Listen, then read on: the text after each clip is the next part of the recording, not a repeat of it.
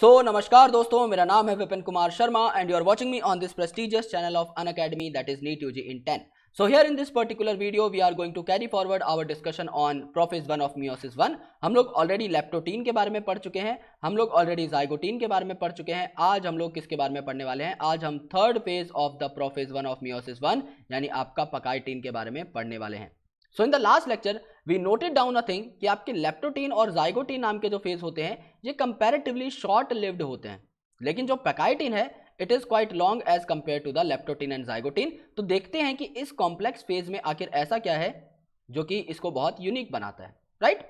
So let's proceed and let's crack it, guys. These are some credentials of mine. You can have a look if you want. Otherwise, let's proceed. You can also get connected to us via Unacademy's learning app. This app is freely available on Google Play Store. You just need to install this app. You just need to go to the NEET UG section and you need to click on get subscription after that. जैसे ही आप लोग get subscription पर click करेंगे, you will be getting all our subscription packages on your screen. I recommend you guys कि आप लोग 1 साल या 2 साल का subscription pack opt करें, क्योंकि आपको कंपैरेटिवली सस्ते पड़ते हैं एंड आप इन्हें पास ऑन भी कर सकते हैं.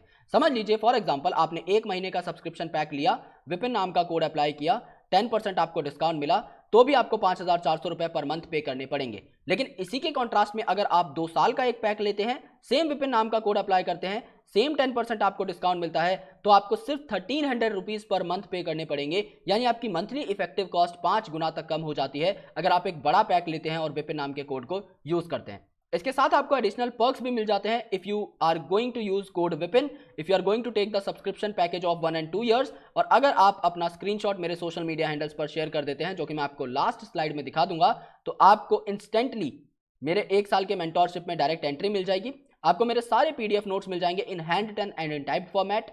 आपको मेरी सारी क्रूशियल पीपीटीज मिल जाएंगी जो मैं आपको पढ़ाने के लिए तैयार करता हूं. आपको काफी सारी DPP sheets, question banks and e books मिल जाएंगी फॉर योर प्रिपरेशन. तो इन सब चीजों को लेने के लिए आपको विपिन नाम के कोड का यूज करना है और अपने दोस्तों को भी इस कोड के बारे में जरूर बताना है, राइट? चलिए, सो लास्ट लेक्चर में हमने क्या देखा, पहले उसको एक बार रिकैपिचुलेट करते हैं. मैंने आपको सिस्टर क्रोमेटिड्स के बारे में बता दिया था, नॉन सिस्टर क्रोमेटिड्स के बारे में बता दिया था और होमोलोगस क्रोमोसोम के बारे में बता दिया था. तो ये आपके पिताजी हैं, जिसको हम लोग कहते हैं, आपके पिताजी मतलब क्रोमोसोम के पिताजी, जिसको हम लोग कहते हैं सेंट्रोमियर. और इसके साथ इसकी बेटियां जो है अटैच्ड होती हैं, right? So this is the first sister chromatid and then this is the second chromatid. क्योंकि ये दोनों सेम पिताजी से अराइज हुई हैं, तो इन दोनों को हम लोग सिस्टर क्रोमेटिड्स बोलते हैं. तो यहां पर देखो, this is 1 chromatid and this is the second chromatid. तो इन दोनों को आप लोग क्या बोलते हैं? सिस्टर क्रोमेटिड्स बोल सकते हैं, क्योंकि इनके जो पिताजी हैं यानी सेंट्रोमेयर है वो सेम है, यानी कि सेम सेंट्रोमेयर से अटैच्ड है. अब सिमिलरली यहां पर आपका क्या होगा? सिमिलरली यहां पर अगर आप देखेंगे, दूसरा भी क्रोमोसोम होगा जिसके सेम लोकस पे सेम चीज का, सेम कैरेक्टर का जीन प्रेजेंट होगा, जिसे आप होमोलोगस क्रोमोसोम बोलते हैं. तो यहां पर ये इसकी एक क्रोमेटिड हो गई और यहां पर ये इसकी दूसरी कॉरस्पॉन्डिंग सिस्टर क्रोमेटिड हो जाएगी. यहां पर इसको भी हम लोग कलर कर देते हैं जिससे कि हम लोग इसे आइडेंटिफाई कर पाए. ये आपके दूसरे क्रोमोसोम की फर्स्ट क्रोमेटिड, या आपके दूसरे क्रोमोसोम की दूसरी क्रोमेटिड. तो ये दोनों भी आपकी सिस्टर क्रोमेटिड्स हो जाएंगी. अब ये दोनों जो हैं, इन दोनों के पिताजी तो अलग अलग हैं, तो ये दोनों क्या हुई? ये दोनों आपकी नॉन सिस्टर क्रोमेटिड हो जाएंगी, right? This is the concept. अब हमारा लेक्चर स्टार्ट हो सकता है, अब हम इसको स्टार्ट कर सकते हैं. तो आपका लेप्टोटीन के बाद जाइगोटीन में क्या हुआ था? इन दोनों के बीच में एसोसिएशन बन गई थी कुछ प्रोटीन्स के द्वारा, जिसे हम क्या बोल रहे थे? आपका साइनेप्सिस बोल रहे थे. ओके, साइनेप्टोनिमल कॉम्प्लेक्स यहां पर बन चुका था. So during this stage the 4 chromatids of each bivalent chromosomes become distinct and clearly appears as tetrad. यानी टेट्राड स्टेज जिसके बारे में हमने लास्ट लेक्चर में बात की थी, वो यहां पर आपका क्लियरली अपीयर होता है. लास्ट लेक्चर में भी हमने वही पढ़ा था. यानी इसको आप लोग क्या बोलते हो? इसको आप बाइवेलेंट स्ट्रक्चर बोलते हो और आप इसे टेट्राड स्ट्रक्चर भी बोल सकते हो. बाइवेलेंट क्यों बोला? बाइवेलेंट इसलिए बोला मेरे दोस्त, क्योंकि यहां पर 2 कंप्लीट क्रोमोसोम है. This is chromosome number 1 with 2 chromatids, this is chromosome number 2 with another 2 chromatids. लेकिन क्रोमेटिड का नंबर यहां पर 4 है, तो इसे टेट्राड बोला. This is first chromatid, second chromatid, third chromatid, 4 chromatid, right? ये आपकी बात यहां पर हो गई. So this stage is characterized by the appearance of recombination nodule. यहां पर क्या होती है? रिकम्बिनेशन हो जाती है. The sites at which crossing over occur between non-sister chromatids of homologous chromosome. तो यहां पर क्या होता है? रिकम्बिनेशन नोड्यूल बन जाते हैं. और नोड्यूल आप किसे बोल रहे हैं? ये जो आपका एक क्रोमेटिड है और ये जो आपका क्रोमेटिड है, ये दोनों कैसे हैं? नॉन सिस्टर क्रोमेटिड हैं. इन दोनों के बीच में आपके फ्रेगमेंट एक्सचेंज हो जाते हैं. मैं आपको बनाकर दिखा देता हूं. समझ लो, ये आपका एक क्रोमेटिड है, इसी को हम कंसिडरेशन में लेते हैं सिर्फ, राइट? समझ लो, ये हमने ले लिया. एक का कलर हम लोग कर देते हैं, लेट्स से एक को हाइलाइटर से हम लोग कलर कर देते हैं ब्लैक. ये आपका ब्लैक क्रोमोसोम है. ओके, ये आपका ब्लैक क्रोमोसोमल पार्ट हो गया कि इसके अंदर जो भी कैरेक्टर हैं वो आपके ब्लैक से रिलेटेड हैं। और दूसरा जो आपका कलर हो गया, let's make it a little bit blue, okay, so जिससे कि आपको पता लग जाए कि इन दोनों के पार्ट्स आपके अलग अलग हैं। ये दोनों आपके नॉन सिस्टर क्रोमेटिड्स हैं लेकिन होमोलोगस क्रोमोसोम के। अब क्या हुआ मेरे दोस्त, ये क्रोमेटिड्स आपके पास पास आ गए। ये क्या हुआ, ये आपके क्रोमेटिड्स हैं। क्रोमेटिड्स ने आकर क्या कर लिया, क्रॉसिंग ओवर कर ली। क्रॉसिंग ओवर कर ली मतलब एक दूसरे को आकर इस तरीके से पकड़ लिया। तो ये जो आपका ब्लैक वाला है, ये जो आपका ब्लू वाला है, ये इस तरीके से आकर एक दूसरे को क्रॉस कर बैठे। और जब ये क्रॉस कर लेंगे तो एक दूसरे के साथ ये फ्रेगमेंट एक्सचेंज कर लेंगे। मतलब थोड़ा सा ब्लू जो है ब्लैक के पास चला जाएगा, थोड़ा सा ब्लैक वाला पार्ट ब्लू के पास आ जाएगा। तो इनमें क्या हो जाएगा, वेरिएशन आपको दिखने लग जाएगी। That is the most important point. तो यहां पर क्या हुआ मेरे दोस्त, यहां पर आपको इस तरीके की चीजें दिखने लग गई कि ये जो आपका ब्लू पार्ट था ये थोड़ा सा ट्रेवल करके हल्का सा यहां पर शिफ्ट हो गया।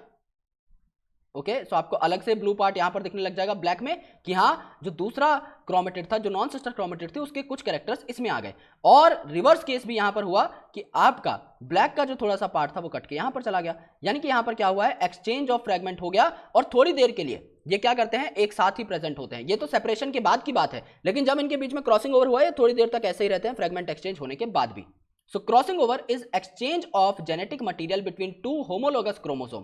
यानी ये जो दो homologous chromosome है, इसकी इस वाली आर्म में और इस वाली आर्म में जब इन दोनों ने एक दूसरे को ऐसे क्रॉस किया तो इन दोनों के बीच में फ्रेगमेंट एक्सचेंज हो गए।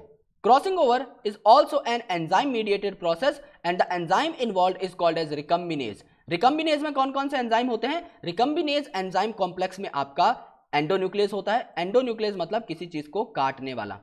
देखो यार, सिंपल सी बात समझो, मुझे इस पर्टिकुलर फ्रेगमेंट का एक पार्ट काटना है और इस पे पहुंचाना है, तो मुझे यहां से उसे काटना है पार्ट को और यहां पर जोड़ना है। तो मुझे दो एंजाइम्स लगेंगे, एक तो जो यहां से काट सके जिसे आप न्यूक्लियस बोलेंगे, और एक जो यहां ले जाकर जोड़ सके जिसको आप क्या बोलेंगे, ligase.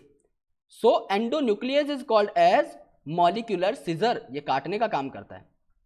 And DNA ligase is called as molecular glue या मॉलिक्यूलर गम, जो जोड़ने का काम करता है। तो क्रॉसिंग ओवर जो है ये आपका रिकम्बिनेशन में हेल्प करता है। यानी इसका कुछ जेनेटिक फ्रेगमेंट यहां चला गया, इसका कुछ जेनेटिक फ्रेगमेंट यहां चला गया, तो आपके कैरेक्टर्स में वेरिएशन आने लग जाता है। तो दो क्रोमोसोम के बीच में क्या हुआ, कैरेक्टरल वेरिएशन आ गया। So recombination between homologous chromosome is completed by the end of पकाइटिन।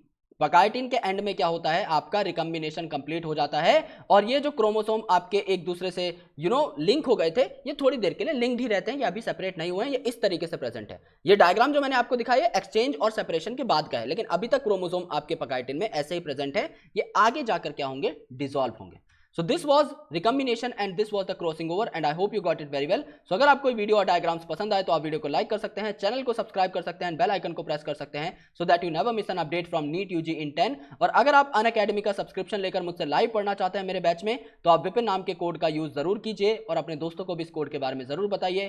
Payment करने के बाद आप स्क्रीनशॉट मेरे सोशल मीडिया हैंडल्स पर भेज सकते हैं, जिससे मैं आपको अपने मेंटोरशिप बैच में एनरोल कर पाऊं। Thank you so much guys, lots of love and I will catch you in the next video. Thank you.